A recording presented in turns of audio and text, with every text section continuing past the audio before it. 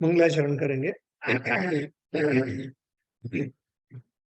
ओम नमः सिद्धेभ्याः जय श्री ओम नमः सिद्धेभ्याः जय श्री ओम नमः सिद्धेभ्याः।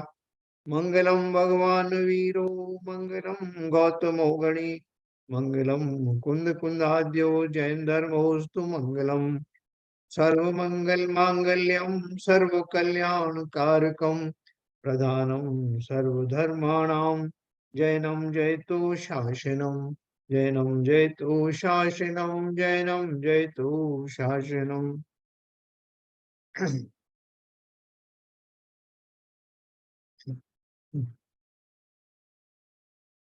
हमारा ज्ञानानंद नाम का ग्रंथ चल रहा है, जिसमें 20वें नंबर का अध्याय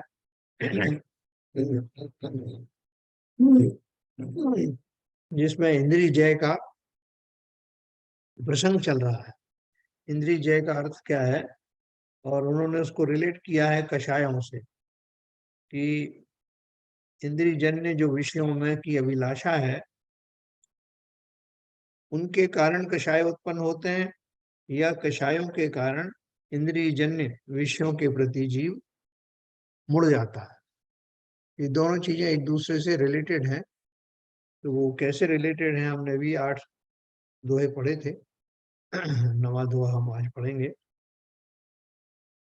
वैसे तो मूल रूप से हम सब जानते ही हैं कि इंद्रिय के जो विषय हैं, उनमें जो तन्मयता है वो किस तरह से हमें स्वभाव से विपरीत दिशा में ले जाती है, और इस कारण ही सारे जो कर्म का बंध है वो जारी रहता है। तो 9वें नंबर का मैं पढ़ूंगा।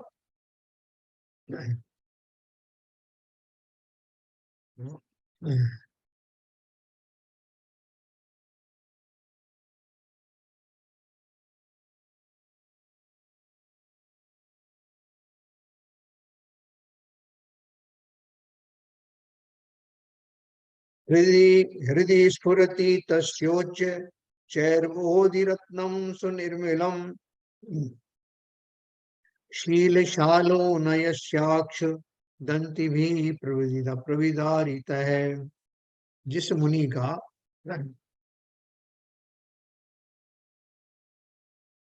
मुनि का शील रूपी शाल, शाल माने हस्तिशाला, पहले जहाँ हाथी बनते हैं उसे शाल या हस्तिशाला कहते थे, या वृक्ष,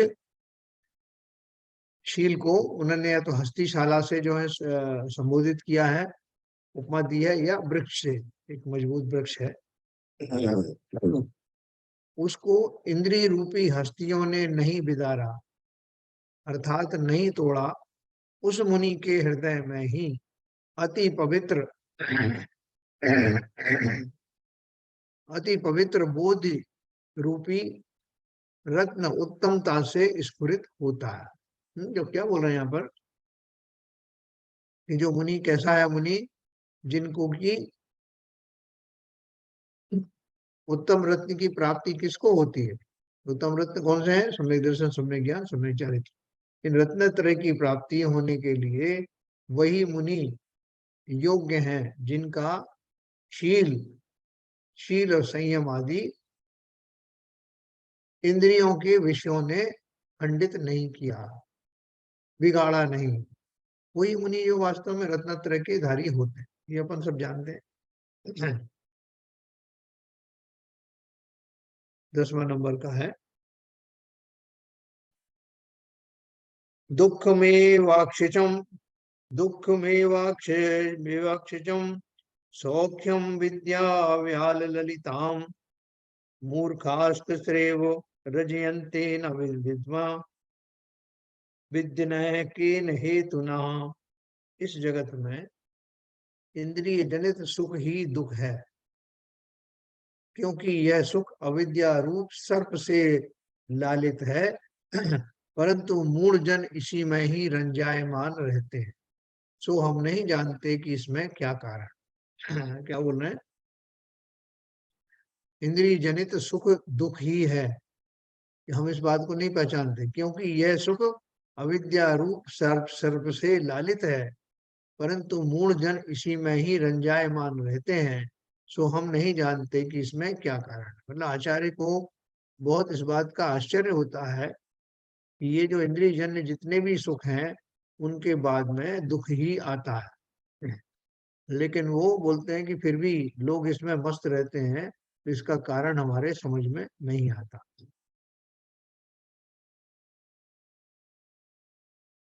कारण तो अपन जानते ही हैं सब, जो वो आदि की महिमा है, उसको आगे और विस्तार से बताएंगे 11 नंबर पे। यथा यथा ऋषि काणि स्ववशं यान्ति देहिनां, तथा तथा स्फुरत्य उच्चैर्हदि विज्ञान भास्कर है। जीवों के इंद्रियां जैसे जैसे वश होती है, तैसे तैसे उनके हृदय में विज्ञान रूपी सूर्य उच्चता से यानी उत्तमता से प्रकाशमान होता है। जीवों के इंद्रियों में जीवों के इंद्रियां जैसे जैसे वश होती हैं, तैसे तैसे उनके हृदय में विज्ञान रूपी सूर्य उच्चता यानी उत्तमता प्रकाशमान होता है। आप देखो, ये बहुत सारे जो जीव हैं जो पहले संयम आदि धारण नहीं करते थे, लेकिन संयमी होने के बाद में उनके चेहरे पे भी एक अलग से एक तेज आ जाता है।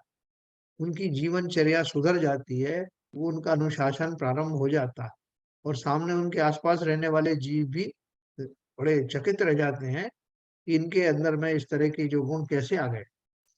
और काफी उच्चता से, काफी उदारता के साथ में लोगों से बात करना, विनय पूर्वक बात करना, ये सब चीजें अपने आप ही गुण घटित होते हैं जैसे जैसे इंद्रियां हमारे वश में होती हैं। कि पहले हम उन इंद्रिय विषयों में इतने ज्यादा मग्न रहते थे कि हमें ना लोगों की चिंता, ना हमें धर्मानुष्ठानों की चिंता, ना हमें उन गुणों को धारण करने का भाव, ये निरंतर ऐसा होता रहता था। लेकिन जैसे ही इंद्रियों पर कंट्रोल हुआ, इंद्रियां वश में हुई, वैसे ही लोगों से जो श्रेष्ठता है और लोगों के मुकाबले में जो श्रेष्ठता है मेरे जीवन में आने लगती है। और फिर उससे हम और उत्साहित होते हैं और ज्यादा से ज्यादा गुणों के धारी बन जाते हैं। 12 नंबर है, विषयेषु यथा चित्तम जंतोर्मग्न मनाकुलम, तथा यद्यात्मन्यस्तत्वे सद्य है वो न शिवी भवेत। जिस प्रकार जीवों का चित्त विषय सेवन में निराकुल रूप तल्लीन होता है, उस प्रकार यदि आत्म तत्व में लीन हो जाए, तो ऐसा कौन है जो मोक्ष रूप ना हो। देखो, ये सब हमारे ज्ञान में है, हम सब भी जानते हैं कि जैसा हमारा मन भोगों को भोगने में होता है, इंद्रिय जन्य विषयों को भोगने में जैसी हमारे अंदर तन्मयता आती है, वृद्धता आती है, उसमें एक रूपता आती है, लंबे समय तक हम उसे भोगना चाहते हैं, भोगने का आनंद हम जैसे अनुभव करते हैं। बोलते हैं अगर उसी जात की तन्मयता आत्म तत्व में हो जाए, हमारी लीनता आत्म तत्व के प्रति बढ़ जाए, तो ताज्जुब होगा जानकर के कि इस हद तक बढ़ी हुई जो लीनता है, वो अगर एक अंतर मुहूर्त तक रह जाए, तो हमारी भूमिका में सम्यक दर्शन की प्राप्ति हो जाए और मुनियों की भूमिका में केवल ज्ञान प्राप्त हो जाए। लेकिन ऐसा जो तल्लीनता विषयों में जो रहती है, ऐसी तल्लीनता जीव को स्व में अर्थात आत्मा में आती नहीं। इस कारण से उनके वो कार्य की सिद्धि होती नहीं। बहुत सारे लोग शिकायत करते रहते हैं, साहब हम इतने दिन से जो है वो धर्म के मार्ग पर चल रहे हैं, इतनी पूजन पाठ कर रहे हैं, इतना इतना सब अनुष्ठान कर रहे हैं, लेकिन हमारे जीवन में कुछ अच्छा सा घटित हो नहीं रहा। हमारे वो व्याकुलताएं आकुलताएं भी नष्ट नहीं हुई, हमें अभी भी वो सारे संकट ज्यों के त्यों दिखाई देते हैं। तो वो कह रहे हैं कि वो सब जो हमने भक्ति आदि के जो भाव किए, उन सब में वैसी तल्लीनता आत्मा के प्रति कहाँ हुई। अगर हो जाती तो वो अभीष्ट फल जिसका मैं इंतजार कर रहा हूं, अवश्य ही मेरे जीवन में घटित होता। जो क्या लिखा, जिस प्रकार जीवों का चित्त विषय सेवन में निराकुल रूप तल्लीन होता है। निराकुल रूप माने उस समय उसको कोई आकुलता भी नहीं रहती, उसको लगता है कि ये विषय भोग जो है मुझे सुख पहुंचाने वाले हैं, और इनको कोई बीच में व्यवधान आने वाला नहीं। वो अपन दयानंद राय जी ने कहा ना भय त्याग दूध मिलाओ पीवे, आपदा नहीं देखता। उन्हें बिल्कुल से कोई आपदा दिखाई नहीं देती, तल्लीन होकर के विषयासक्ति में, विषयों में लगे रहते हैं। हो सकता है कि किसी भी पल हमारे ऊपर कोई भी मुसीबत आ जाए, हम हो सकता है कि हमारी मृत्यु ही हो जाए, ऐसा भाव जीव को नहीं आता। इस कारण से वो निश्चिंत होकर के भोगों को भोगता रहता है। 13 नंबर पर है,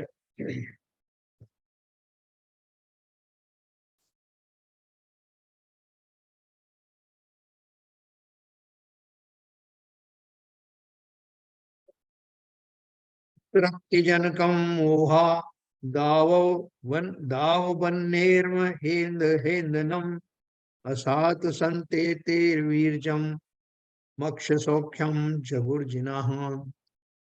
इस इंद्रिय जनित सुख को जिनेन्द्र भगवान ने तृप्ति का उत्पन्न करने वाला नहीं कहा है, क्योंकि जैसे जैसे यह सेवन किया जाता है, तैसे तैसे भोग लालसा बढ़ती ही जाती है।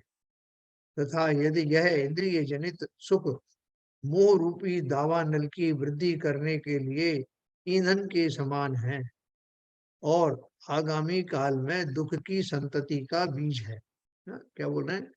इस इंद्रिय जनित सुख को जिनेन्द्र भगवान ने तृप्ति का उत्पन्न करने वाला नहीं कहा, कि अगर भोग किसी को भोग भोगने से उसकी तृप्ति हो जाए, लंबे काल तक उसको फिर उसकी आवश्यकता ही ना रहे, तो तब तो वो सेल्फ फिर भी सेवन करने योग्य हो सकता है। लेकिन अगर वो और ज्यादा हमारी अतृप्ति को बढ़ाने वाले हैं, जीव को संतुष्ट नहीं करने वाले हैं, तो ऐसे सुखों को सेवन क्यों किया जाए। इस इंद्रिय जनित सुख को जिनेन्द्र भगवान ने तृप्ति का उत्पन्न करने वाला नहीं कहा, क्योंकि जैसे जैसे ये सेवन किया जाता है, तैसे तैसे भोग लालसा बढ़ती जाती है ना। ज्यो ज्यो भोग मिले त्यों तृष्णा अधिकी अधिकी हुई। तथा यह इंद्रिय जनित सुख मोह रूपी दावानल की वृद्धि करने के लिए ईंधन के समान है। जिस तरह अग्नि होती है ना, अग्नि में जितना आप ईंधन डालेंगे उतनी वो बढ़ती जाती है। तो बोल रहे हैं कि ये इंद्रिय जनित जो सुख हैं, वो मेरे मोह रूपी अग्नि को बढ़ाने वाले हैं। मोह रूपी अग्नि का अर्थ क्या है? कि वास्तव में मैं शरीर और इंद्रियों से प्यार करता हूँ, और प्यार करने का अर्थ क्या है? कि उनको वो विषय सामग्री सब देना चाहता हूँ जिनके लिए वो बनी है। तो ये मुझे ऐसा भाव क्यों आता है? क्योंकि मैं मोह आदि से पीड़ित हूँ। मोह से पीड़ित हुआ जीव शरीर मेरा है, इंद्रियां मेरी हैं, इनको इस तरह से पुष्ट किया जाए तो मैं सुखी होऊंगा। यही तो सब मोह का करिश्मा है ना। तो अगर मैं इस करिश्मे के अनुसार ही चल पड़ूं, जैसा मैंने सोचा है, उन्हीं दिशा में बढ़ चलूं, इंद्रिय सुख का सेवन करूं, तो मेरा जो मोह है, जो अभी थोड़ी देर पहले थोड़ा कम दिख रहा था, है वो पुनः जीवित हो जाता है, पुनः बढ़ोतरी को प्राप्त हो जाता है। तो इसलिए हमारे जो 24 घंटे कर्मों का बंद होता है, वो मोहनी कर्म की प्रेजेंस के कारण ही होता है।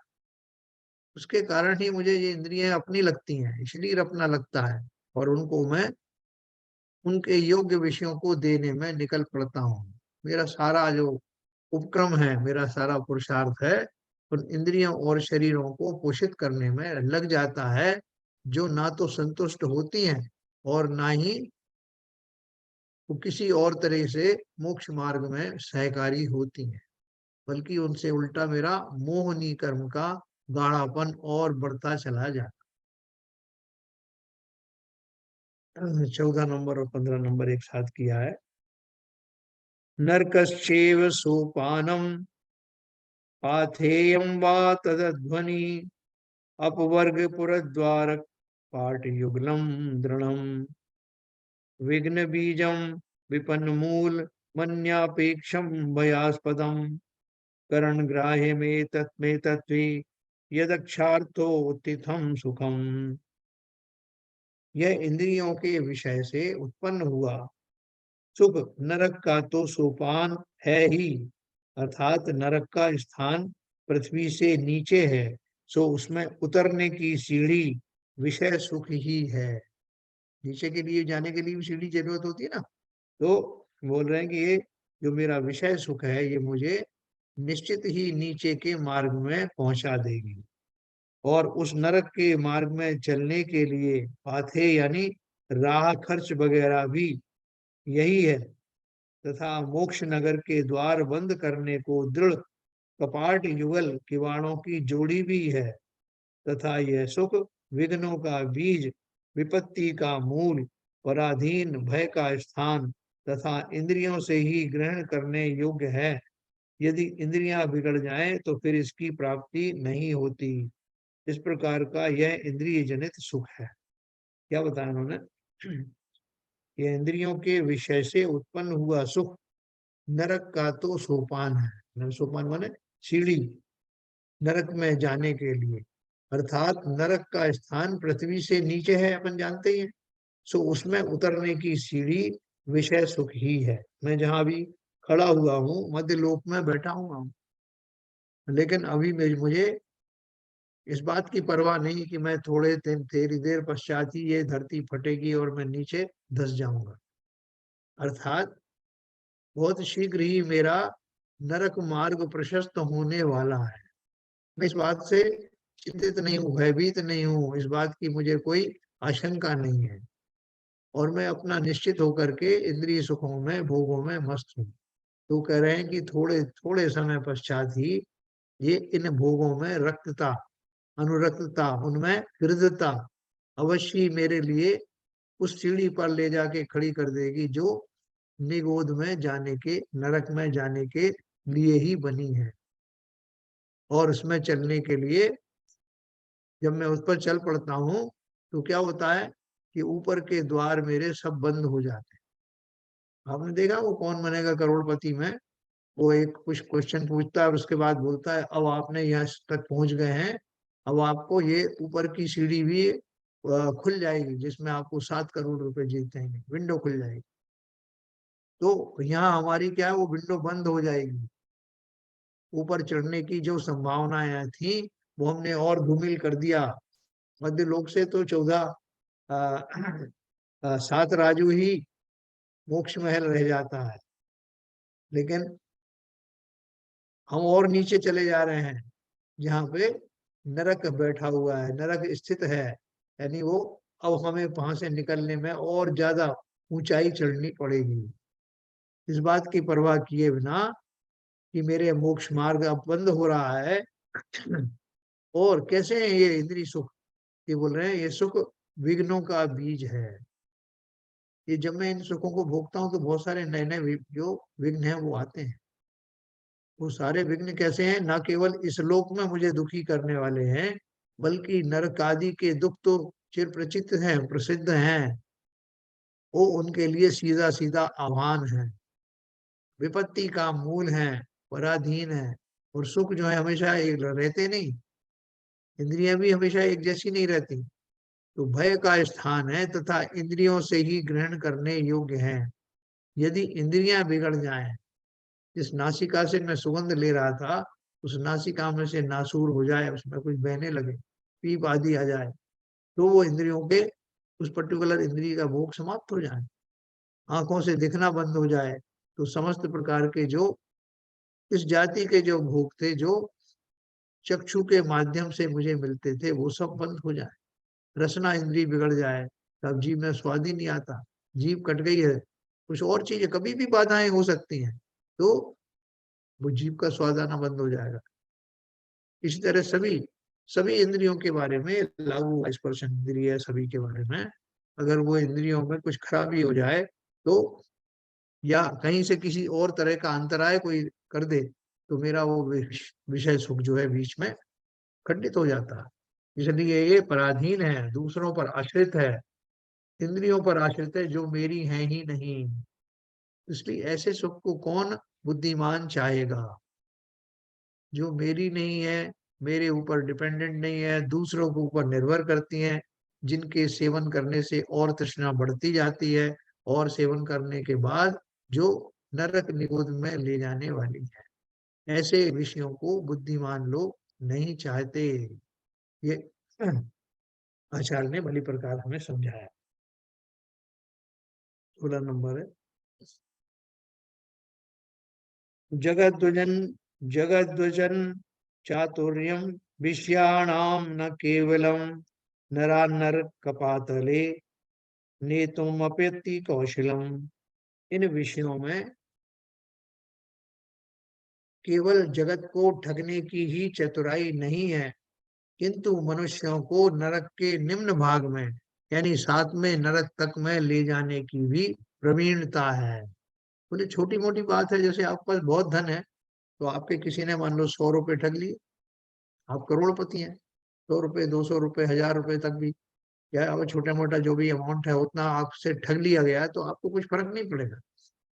तो बोल रहे हैं कि वो, लेकिन ठगने की बात नहीं है, आजकल तो वो जो साइबर क्राइम चल रहे हैं ना, तो किसी ने आपका पूरा अकाउंट जो है जीरो करने की तैयारी कर दी, एकदम पैदे में बिठा दिया, तो तब तो आपको अवश्य ही घबराहट होगी, परेशानी होगी।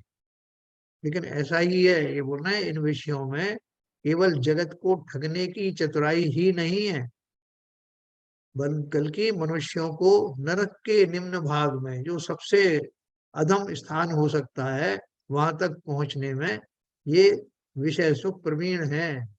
इनकी मास्टरी है, ये आपको वहां तक ले जाके पटक देंगे जहां से फिर आने में आपकी हालत खराब हो जाने वाली।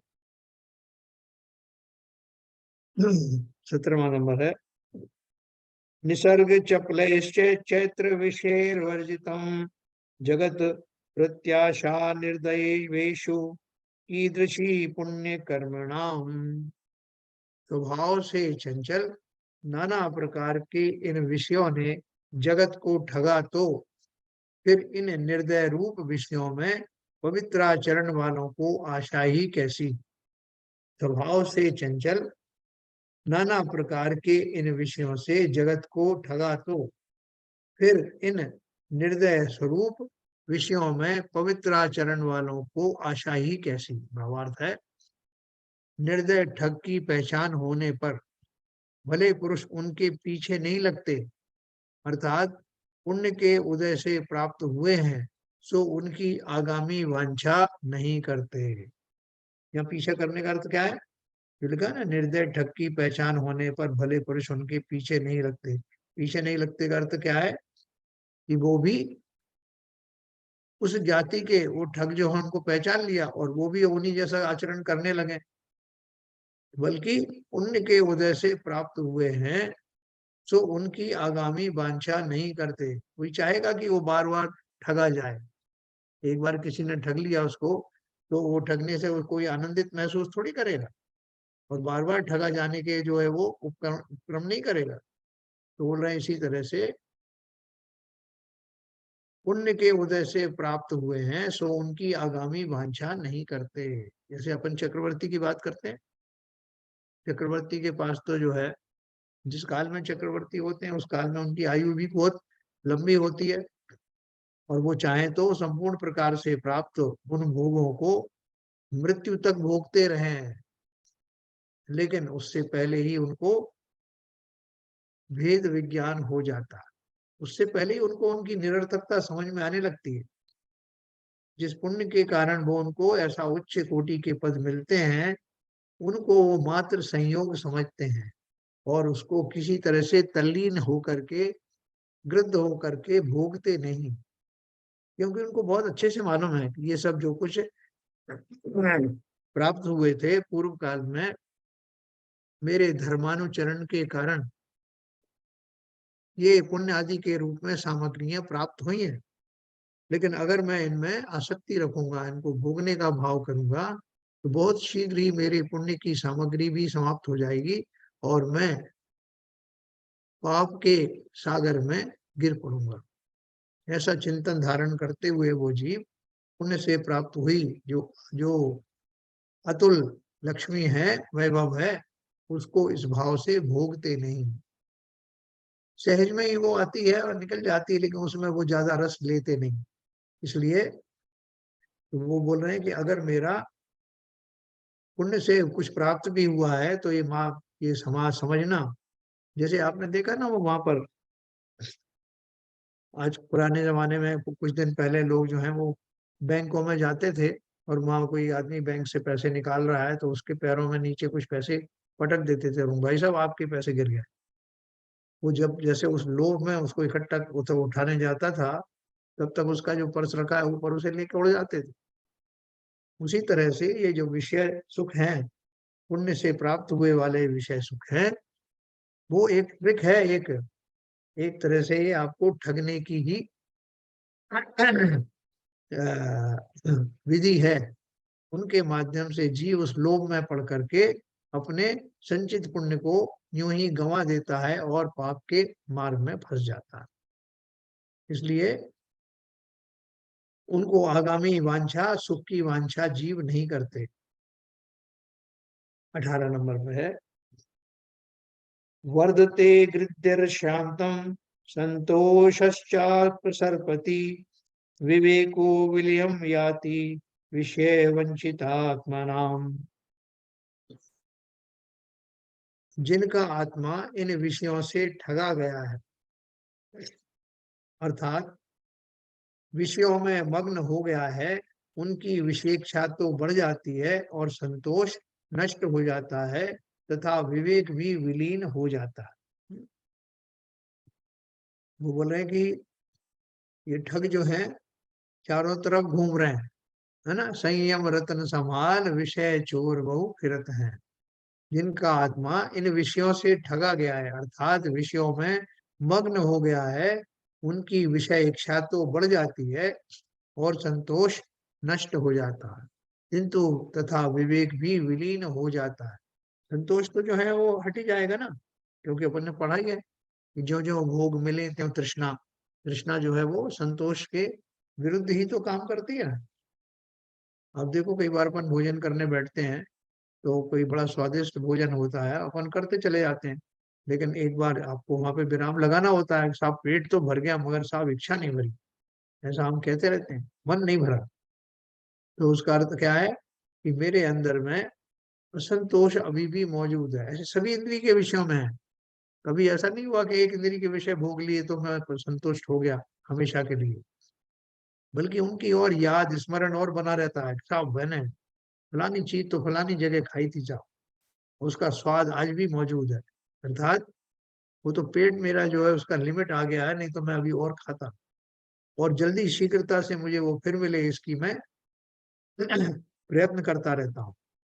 इसलिए उन्होंने बोला जिनका आत्मा इन विषयों से ठगा गया है, अर्थात विषयों में मग्न हो गया है, उनकी विषय इच्छा तो बढ़ जाती है और संतोष नष्ट हो जाता है तथा विवेक भी विलीन हो जाता है। आप ऐसे व्यक्तियों को समझाओ कि भाई साहब ये जो है इनमें कुछ नहीं रखा, आप संतुष्ट रहो अपने उससे। लेकिन ये सुनने की हमारी जो मति है वो भी भ्रमित हो जाती है, हमें किसी तरह का कोई उपदेश भी अच्छे नहीं लगते, है ना।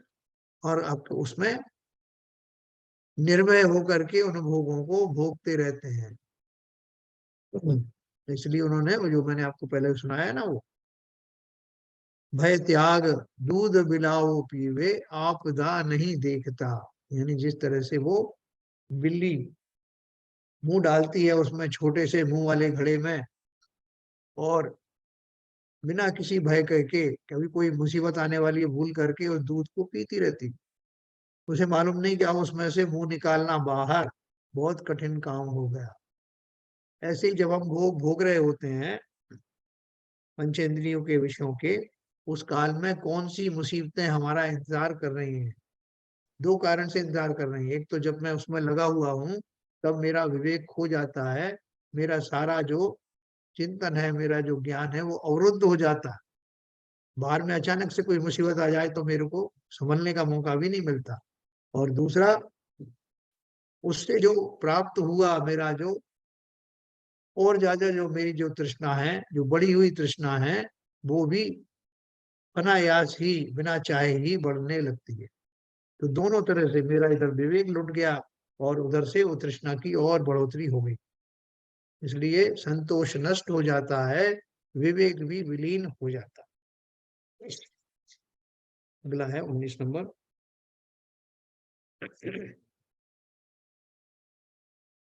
विषयस्य विशस्य कालकूटस्य विषयाख्यस्य चान्तरं वदन्ति ज्ञात तत्वार्थाः मेरु सर्षपयोरिव। वस्तु स्वरूप के जानने वाले विद्वानों ने कालकूट यानी हलाहल विश्व और विषयों में मेरु पर्वत और सरसों के समान अंतर कहा है। अर्थात कालकूट विष तो सरसों के समान छोटा है और विषय सुख विषय विष सुमेरु पर्वत के समान है। ये वो क्या उपमा दी है। वस्तु स्वरूप के जानने वाले विद्वानों ने कालकूट यानी हलाहल विष होता ना जिससे तुरंत प्राण चले जाते हैं, बोलते हैं कि वो तो फिर भी छोटा है, ऐसा विष तो फिर भी सरसों के समान छोटा है एज कंपेयर टू वो पहाड़। जैसे सरसों में और पहाड़ में कितना अंतर होता है, उसी तरह वो बोल रहे हैं कि विषयों से जनित जो विषय है, विषयों के सेवन करने से उत्पन्न जो हानिकारक तत्व है वो हलाहल विष से भी कई गुना घातक है। ये वो कहना चाहते हैं। क्यों कहना चाहते हैं ये? क्योंकि हलाहल विष आदि से तो एक बार ही मृत्यु होगी, लेकिन ये जो विषयों इंद्रिय जन्य विषयों का सेवन है, ये ऐसा विष है जो अनंत भवों तक मुझे डसता रहेगा, पीड़ित करता रहेगा, मारता रहेगा।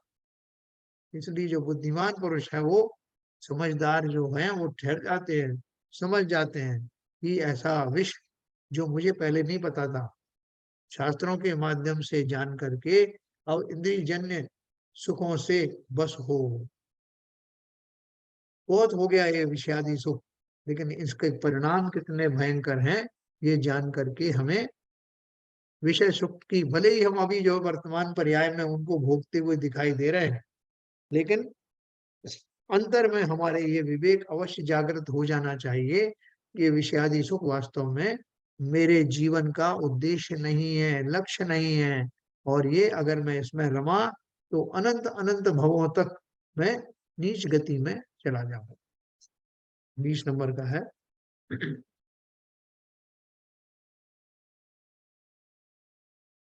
अनाशादि निर्वेदम विषेर्वाकु व्याकुलीकृतम पत्यत्येव जगज्जनम दुर्गे दुखाग्नि दीपिते। इस जगत ने कभी विरागता को नहीं पाया, इस कारण इसे विषयों ने व्याकुल कर दिया है और यह दुख रूपी अग्नि से प्रज्वलित हुए इस संसार रूपी दुर्ग में पड़ता है। इस जगत ने कभी विरागता को नहीं पाया, इस कारण इसे विषयों ने व्याकुल कर दिया है और यह दुख रूपी अग्नि से प्रज्वलित हुए इस संसार रूपी दुर्ग में पड़ा रहता है, जेल खाने में पड़ता है। देखो इसका एक उदाहरण मैं आपको बताऊं, ये जो इगतपुरी नाम की जगह है मुंबई के पास में, वहां पे वो उन्होंने वो विपाशना शुरू किया था वहां से। तो वो सबसे पहले वहां पे और भी जगह पे जो जो अलग अलग ध्यान लगवाते हैं, तो वो आपके जैसे ही पहली बार हम जाते हैं तो उनको बोलते हैं हमको कि भाई साहब ये जो आपका पास जो मोबाइल है ना ये आप यहीं जमा कर जाइए गेट के ऊपर ही, ये घड़ी निकाल दीजिए, बेल्ट निकाल दीजिए, आपका पर्स निकाल दीजिए, बल्कि जो जो भी और कोई अलंकार आपके पास है, अंगूठी अंगूठी पहन रखी है सोने की, ये सब भी यहाँ निकाल दीजिए। तो अपन को बड़ा ताज्जुब होता है कि ये सब निकालने से क्या होने वाला, हम तो जा रहे थे ध्यान करने के लिए, तो इन सबको पहने पहने क्या प्रॉब्लम है। और मैं अगर ये सब जो निकाल दूंगा तो कुछ समाचार भी नहीं आएंगे बाहर की, मोबाइल भी छोड़ दिया। फिर जैसे तैसे अंदर पहुंचा तो उन्होंने और भी ज्यादा इंस्ट्रक्शन दी कि साहब ऐसा है कि यहाँ न्यूज़पेपर भी नहीं मिलेगा, खाने में भी आपको बिल्कुल हल्का, कोई रोटी वोटी भी नहीं मिलेगी, काढ़ा मिलेगा बस। तो पहले तो अपन को सोच में पड़ जाते हैं कि मैंने यहाँ आकर कोई गलती तो नहीं की, लेकिन उन्होंने बोला आपको 10 दिन का कैंप है था। 10 दिन तक, वो 10 दिन कैसे कटेंगे भाई?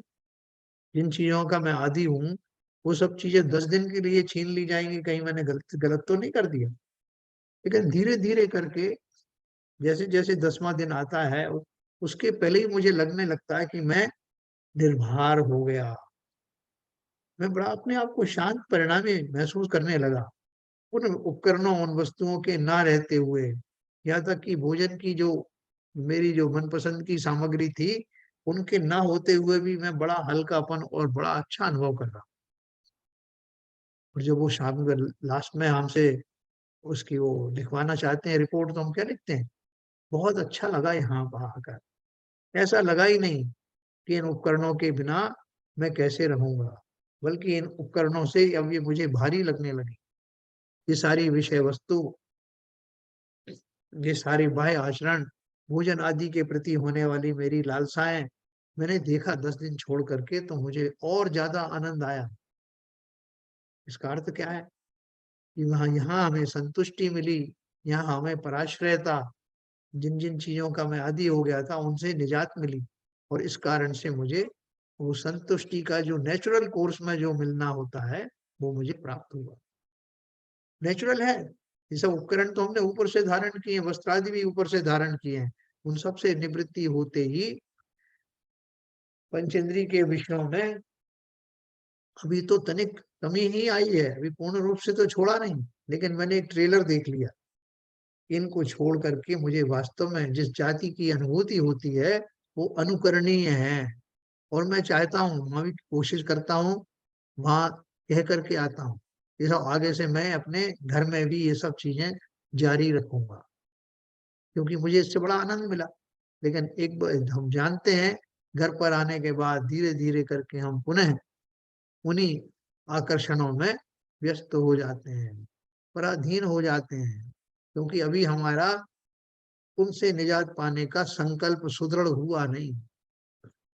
उसी तरह की बात ये करें, इस जगत में ने कभी वीतरागता को नहीं पाया।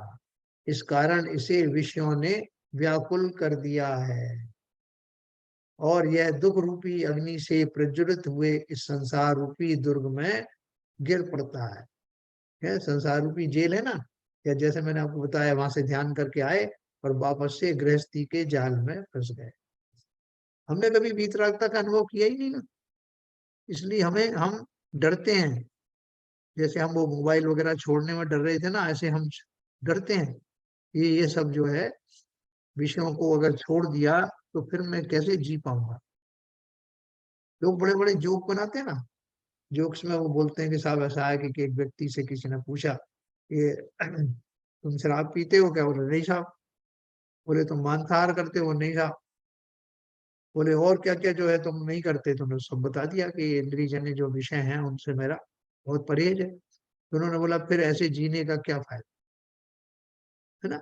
हम जो संसार में भी ये मान लेते हैं, भले ही हम जोक के रूप में कहते हों कि संसार नाम ही उसका है, अनजाने में ही हम कह देते हैं। संसार कहते ही उसे हैं जिन्हें ये समस्त विषयों की प्राप्ति और भोगने की अभिलाषाएं हो। देखो कई बार बहुत सारे जीव हैं, जैसे मैं अपन चक्रवर्ती का बात करते हैं, और भी बहुत सारे धनी लोग होते हैं जिनके पास सब तरह की जो है सुख सुविधाएं हैं, लेकिन वो उनमें आसक्त नहीं होते। उनको आप देखेंगे तो उनकी जो दिनचर्या है वो साधु की तरह ही जीते हैं, बहुत डिसिप्लिन में। इतना धन है तो अपन को बड़ा ताज्जुब होता है और अफसोस भी होता है कि कैसे लोग हैं, ये चाहे तो जो है रोज रोज नए नए व्यंजन खाएं, इतना इतना खाएं, इतनी इतनी जो है जो भोगों को भोगें, लेकिन ये कैसे साधु संत जैसे बने जी रहे हैं? क्या फायदा इनका धन संचय करने का? लेकिन धन संचय तो उनके पुण्य के उपलक्ष्य में हुआ, और जो उनकी मानसिक धारणाएं हैं, क्योंकि उत्कृष्ट प्रशस्त पुण्य की प्राप्ति करने वाले जीव इस रहस्य को भी जानते हैं, ये पुण्य आदि जो है कैसे प्राप्त होता। मैंने पूर्व भाव में अवश्य ही अत्यंत शुभ परिणाम किए थे, प्रशस्त पुण्य की प्राप्ति की थी और जिनवाणी आदि से अनुराग किया था। इस कारण से मुझे बहुत सारी ये भोग सामग्री प्राप्त हुई, लेकिन मैं इस रहस्य को भी जानता हूँ कि उन भोग्य सामग्री को अगर मैं गृद्धता पूर्वक भोगता हुआ नजर आऊं तो अवश्य ही मेरा पतन निश्चित है। मेरा सारा पुण्य विलीनता को प्राप्त होगा और पाप का पुंज अर्जित होगा। ऐसा जान करके विद्वान जन अपने उस पुण्य से प्राप्त सामग्री में लिप्त नहीं होते। तो 21 नंबर हम और पढ़ेंगे। इंद्रियाणि न गुप्तानि नाभ्यस्तश्चित्त निर्जयेः न निर्वेदः कृतो मित्रं नात्मा दुखेन भावितः एवमेवापवर्गाय प्रवर्तेर्ध्यान साधने स्वमेव वंचितं मूढ़ैर्लोक द्वयपथच्युते। हे मित्र, अनेक मूर्ख ऐसे हैं कि जिन्होंने इंद्रियों को कभी वश में नहीं किया, चित्त के जीतने का कभी अभ्यास नहीं किया और न कभी वैराग्य को प्राप्त हुए तथा न कभी आत्मा को दुखी ही समझा और वृथा ही मोक्ष प्राप्ति के लिए ध्यान साधन में प्रवृत्त हो गए। उन्होंने अपने आत्मा को ठग लिया और वे इस लोक और परलोक दोनों ही से भ्रष्ट हो गए। देखो क्या बात कही उन्होंने। जिन्होंने पूर्व में तो कुछ किया ही नहीं, अनेक मूर्ख ऐसे हैं जिन्होंने इंद्रियों को कभी वश में किया नहीं, चित्त के जीतने का कभी अभ्यास नहीं किया और न कभी वैराग्य को प्राप्त हुए तथा न कभी आत्मा को दुखी ही समझा और वृथा ही मोक्ष प्राप्ति के लिए ध्यान साधन में प्रवृत्त हो गए। उन्होंने अपनी आत्मा को ठग लिया और वे इस लोक और परलोक दोनों में ही भ्रष्ट हो गए। भावार्थ है, जो इंद्रिय और मन को जीते बिना तथा ज्ञान वैराग्य की प्राप्ति के बिना ही मोक्ष के लिए ध्यान का अभ्यास करते हैं, वे मूर्ख अपने दोनों भाव बिगाड़ते हैं। इसका अर्थ क्या हुआ कि किसी ने आपसे कह दिया कि भाई साहब ये जो है ध्यान किया करो, बहुत अच्छा लगता है, इसमें बहुत बढ़िया है, आप तो ध्यान कर नहीं सकते।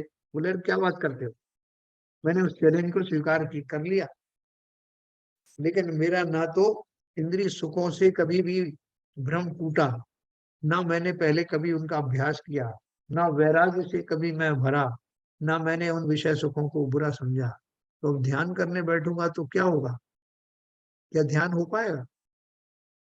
जितने काल में, जितने समय तक मैं व्यर्थ की वो चेष्टा कर रहा हूँ, उतने काल में मैंने उस संसार के भोग भी छोड़ दिए और वो जिसके लिए छोड़े उसकी प्राप्ति भी नहीं हो रही।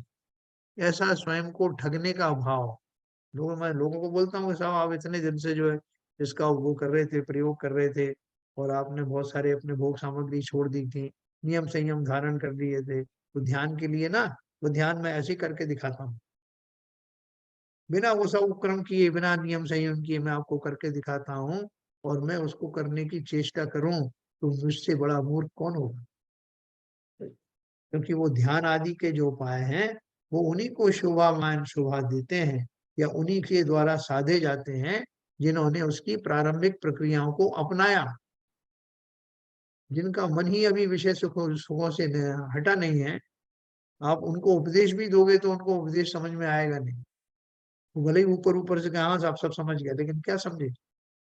यहाँ तक कि वो उपदेश के बातों को, चर्चाओं को भी विषयों के रूप में मोड़ देते हैं, उनका मीनिंग भी विषयों से जोड़ देते हैं। तो उनका कहने का तात्पर्य सिर्फ इतना है, इंद्रिय और मन को जीते बिना तथा ज्ञान वैराग्य की प्राप्ति के बिना ध्यान आदि का अभ्यास संभव नहीं है। और ये हम में से सभी लोग जानते हैं। अपन जब किसी महात्मा की बात करते हैं तो बोले अरे साहब वो महात्मा जी बड़े अच्छा ध्यान करते थे, बड़ा गहरा ध्यान करते हैं, उन्होंने ध्यान में ये जान लिया, ध्यान में वो पहचान लिया। अर्थात ध्यान की महिमा हम सब जानते हैं, लेकिन वो ध्यान कैसे आता है, कैसे प्रकट होता है, ये बच्चों का खेल नहीं। जब तक हम उसके प्री रिक्विजिट्स पूरे नहीं करते, जब तक हम इंद्रिय और मन को जीत नहीं लेते, तब तक उत्कृष्ट ध्यान की प्राप्ति होती नहीं। और हम सब निहाल हैं, गदगद हैं उस ध्यान की महिमा को जानकर। ऐसे महिमावान ध्यान आदि की सिद्धि के लिए हमें अवश्य ही विषयादि सुख को छोड़ना होगा। अपन थोड़ा सा चर्चा करेंगे।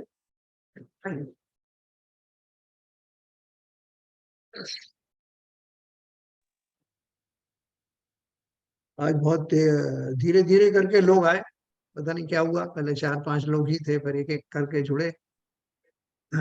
शायद कहीं कुछ रहा होगा। एनीवे, मेरा आपसे एक बार अनुरोध है, वैसे तो आप लोग खुद ही समझते हैं कि जैसे टाइम होता है उस टाइम को अपन जब और दूसरे जो संसार के कार्य हैं उनमें टाइम दिया, उतना टाइम पे अपन पहुंच जाते हैं। उसी प्रकार से ये हमारे अपना कार्य है और बहुत संचित समय के लिए हम लोग मिलते हैं। इसलिए शीघ्रता पूर्वक 8 बजे का मतलब 8 बजे, हम जो है रोज देखते हैं 8:36, 8:38, 8:40 ऐसे हम इकट्ठे होते हैं। जब हम इस मार्ग में ही अपने आप को संयमित नहीं कर पाते, संकल्पित नहीं होते, तो आगे तो अभी बहुत बहुत सारी बाधाएं पड़ी हुई हैं जो बिना संकल्प के पूरी होने वाली नहीं। तो मेरा सबसे अनुरोध है, थोड़ा सा समय अपने लिए अपन जो निकालते हैं, इसमें अपने पूर्ण रूप से निष्ठावान बने। किसी का कोई प्रश्न हो तो पूछे। लेकिन आज जो बहुत ही बढ़िया विवेचन है, जी। मतलब आपका जो एक तो कषाय रूपी जब जो हम ध्यान बोलते हैं कि हम ध्यान कर लेते हैं, चलो मेडिटेशन कर लेते हैं। तो आपने तो बिल्कुल क्लैरिटी कर दी, मेडिटेशन का कोई मीनिंग ही नहीं है जब तक यदि आपने उसको कषाय को छोड़ के बगैर नहीं किया है या आपने अपने नियम संयम से नहीं रहे हो आप, तो फिर कैसा ध्यान होगा? वो तो ढोंग होगा, एक तरीके से देखा जाए। स्वयं को ठगने वाली बात है। हाँ, और जो आपने जो विषय रूपी जो बताया कि मतलब जो जो विष को एक बार पीने से एक बार ही मृत्यु होती है, लेकिन यदि हम जो कषाय रूपी उसमें पड़े रहते हैं, तो बार-बार मृत्यु होती रहती है और जीवन में पड़े ही रहते हैं, संसार में पड़े ही रहते हैं, वास्तव में। वो एक इंद्राणी नाम का एक फल आता है जो देखने में बड़ा सुंदर लगता है, लेकिन उसको खाते ही जीवों का प्राणांत हो जाता है। और खाने में मधुर भी लगता है, देखने में भी सुंदर लगता है, लेकिन उसको खाते ही जीव मृत्यु को प्राप्त होता है। उसी तरह के ये विषय सुख हैं। क्या पसंद जी? हाँ बिल्कुल सही है। अपन को ऐसा लगता ही नहीं है कि जो विषय सुख है उनमें नहीं, इतनी अपना ज्यादा। अपने जैसे जैसा आज आपने बताया उस हिसाब से तो हम कब ध्यान कर ही नहीं सकते।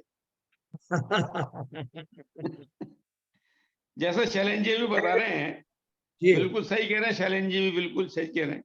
नहीं, मतलब हम लोग जो करते हैं थोड़ा स्वाध्याय जैसा, मतलब शांत होके बैठ गए, हाँ हाँ, थोड़ा नहीं कर ही नहीं सकते बिल्कुल। वो, लेकिन जो वास्तव में ध्यान है, हम्म, वो नहीं होगा, हो ही नहीं नहीं होगा, सकता। नहीं होगा। शंकावान क्योंकि बने रहे। उसके लिए बहुत तैयारी करनी पड़ेगी आपको। आपके पेट में अन्न पड़ा हुआ, पूरा भरा हुआ पेट पड़ा हुआ है और आप थके हुए हो और कुछ देख के आए हुए हो, फिर ध्यान करने बैठोगे, सो जाओगे आप। यदि आपने व्रत व्रत संयम किया है और सुबह से आपके शांत परिणाम हैं, कषाय एकदम मंद है, फिर आप बैठोगे तो आपको बहुत अच्छा लगेगा। ध्यान फिर भी नहीं होगा, ध्यान तो ख़ैर उसके लिए तो अ, बहुत क्लैरिटी से बताया है। लेकिन जो उसमें और मतलब आपके जो सुख में बढ़ोतरी हो जाएगी। और वैसे जो आप बोल रहे हैं कि जैसे हमने रात में कोई किसी ने खाना छोड़ा है, तो कोई छोड़ के दुखी हो रहा है क्या? सुख ही पा नहीं, रहा है कोई ना, भी नहीं, उसको कोई भी सुख ही नहीं। है ना, कि उसको मतलब 5 बजे के 6 बजे के बाद में कोई विकल्प नहीं रहता है कि उसको खाना है, पीना है या मेरे को जाना है। ऐसा है शैलन जी, अभी आपने ये प्रैक्टिस करते हुए आपको काफी समय हो गया।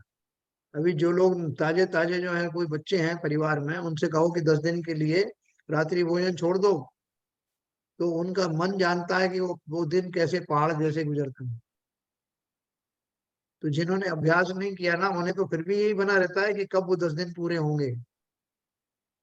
आप जैसे बोल रहे हैं हमने रात्रि भोजन छोड़ दिया, तो फिर उसका विकल्प भी नहीं आता। क्यों नहीं आता? या तो हमारा संकल्प इतना सुदृढ़ होता है, या फिर जो है हमने जो है वो वास्तव में उसकी असलियत को पहचान लिया। दो में से एक कारण जरूर होता है, तभी वो विषय सुख छूटते हैं। नहीं सर, वो तो थोड़ा डिफरेंट केस है। जैसे बच्चों को तो रीजन नहीं पता ना, बच्चों को तो फोर्सफुली लगता है, बच्चों को तो इसलिए लगता है कि भाई इन्होंने बोला है तो इसलिए छोड़ना है। हाँ, ये तो मैं लेकिन कह जब रहा हाँ लेकिन जब किसी को जो वयस्क है वो तो रीजन समझ के जब छोड़ते हैं तब तो सुखी, मतलब फोर्सफुली थोड़ी ना छोड़ा है, या दिखाने के लिए छोड़ेंगे तो भाई लोग बाग क्या बोलेंगे, अभी तो मेरी उम्र जो है ना इतनी हो गई। अगर इसलिए छोड़ा है तो फिर तो दुख होगा ही होगा। हाँ, अगर मान लिया सच्चाई समझ में आ गई, आपको रीजन समझ में आ गया, फिर छोड़ा है तो ना तो विकल्प आएगा ना और खुशी भी मिलेगी, दोनों ही बातें। यही मैंने कहा, ये दोनों दशाओं का मैंने डिफरेंस बताया। तो जो शैलेंद्र जी बोले थे ना, एक बार छोड़ने के बाद तो फिर सब विकल्प आता नहीं, वो किसको नहीं आता? जिसने संकल्प किया है या उसके कारणों को जान लिया है। लेकिन जिन्होंने इन दोनों चीजों को नहीं किया है, जैसे मैंने बच्चों का उदाहरण दिया, वो उन्हें तो जो है उस बात को बार बार उसमें जाने की प्रवृत्ति बनी रहती। तो हमें संयम धारण करने से कुछ लाभ है क्या? नहीं, हम इंद्रिय सुख भी छोड़ दें, और अभी आप हमने बता ही दिया है कि ऐसे ध्यान आदि का कोई फायदा नहीं है। ऐसे धार्मिक आचरण भी निस्सार हो जाते हैं जिनमें कि कोई नियम संयम के पर जाने का भाव होता नहीं है। तो फिर क्या करें, क्यों धारण करें ये नियम संयम? अपने इंद्रिय सुख चल रहे हैं, इन्हीं में मन लगे रहे, कुछ तो मिल ही रहा है ना। प्रैक्टिस तो करनी पड़ेगी सर। नहीं, प्रैक्टिस क्यों करें, इससे कुछ फायदा है क्या? ये फायदा ही है ना इसमें, एकदम मतलब इसमें सुख है सारा, मतलब एटर्नल सुख है। एटर्नल सुख जिसको बोलते हैं वो इसी में मिलता है। एक में विष्णु सागर महाराज जी ने लिखा है कि हम जी। इतना सारा कर्म को इकट्ठा कर लिया ढेर जैसे, वो करते जा रहे, अगर हम पुरुषार्थ नहीं करेंगे अभी भी तो वो कटेंगे कैसे?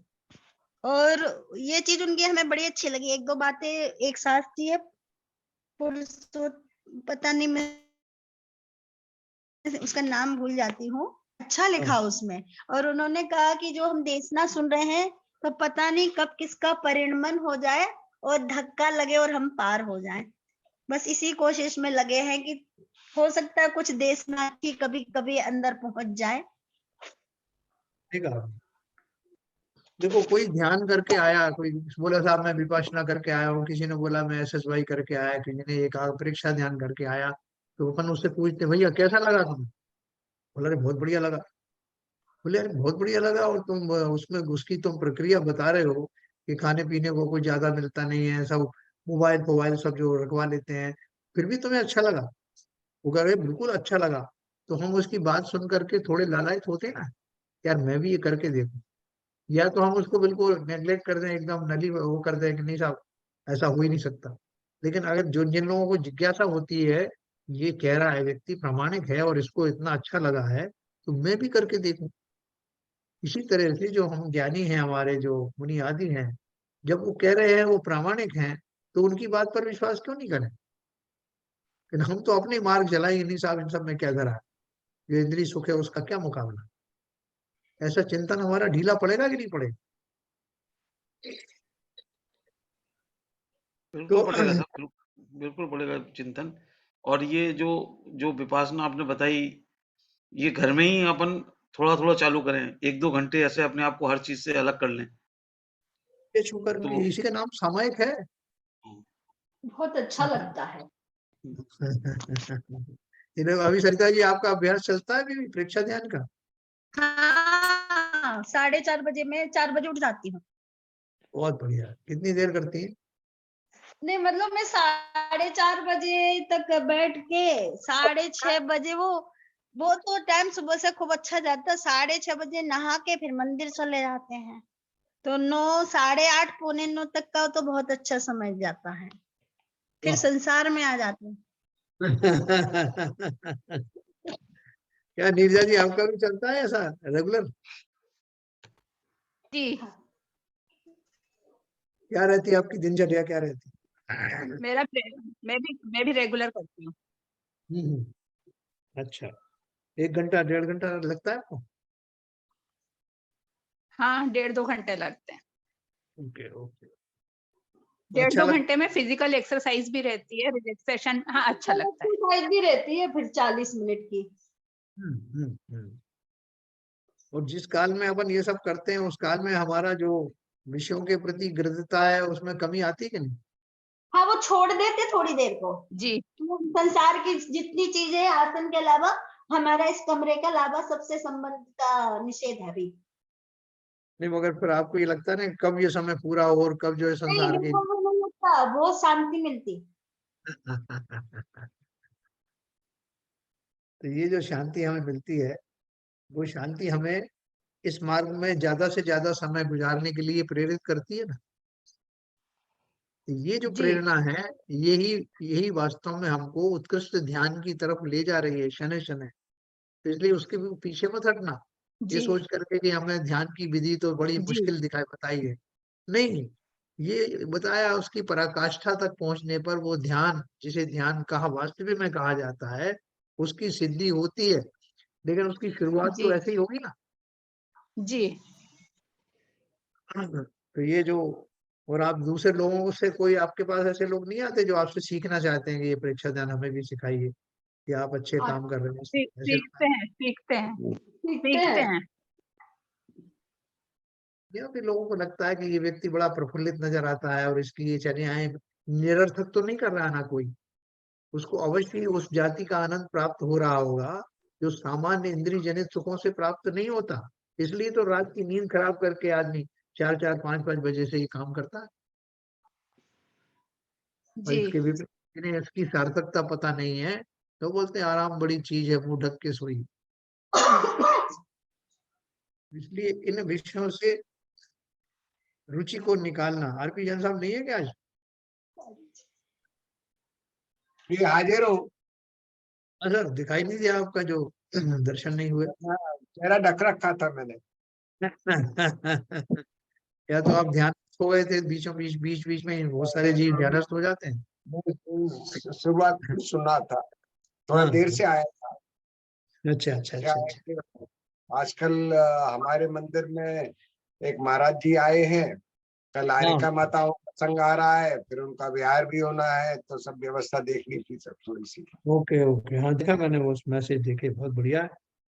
तो वो सब चल रहा है, क्योंकि अब कल 3 ग्रुप हमें चाहिए। एक इन महाराज का विहार होना है, एक माता जी का आगमन होना है, माता जी का विहार होना है 4 बजे।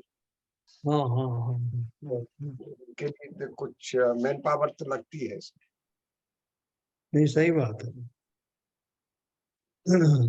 उसमें अपन जैसे अब ये वहाँ पे संत निवास वगैरह डिसमेंटल करेंगे, अगर वहां से हटेगा तो कहीं आसपास में भी ऐसा संत निवास बनाया जा सकता है इस नए नहीं मंदिर के बना, आसपास। बिल्कुल। अभी आज संत निवास में हमें जगह ही नहीं थी वहां पे, इतना महाराज जी कुछ प्रवचन कर रहे थे, हाँ जो कि 8-5 तक चला था करीब। अच्छा अच्छा अच्छा अच्छा अच्छा। फिर ओके। अच्छा उद्बोधन किया था उन्होंने, एक आधा घंटे का था। बहुत बढ़िया बहुत ये सारे कांड था ये सब, जब सब और कमरा भर गया तो फिर महाराज जी बोलने लग गए। बढ़िया। नहीं देखो, जो संयमी पुरुष होते हैं उनका, उनके मुख से निकले हुए शब्द जो हैं न केवल बहुत प्रामाणिक होते हैं, बल्कि हम लोगों को मोटिवेट करने वाले होते हैं। इसमें कोई शक की बात ही नहीं।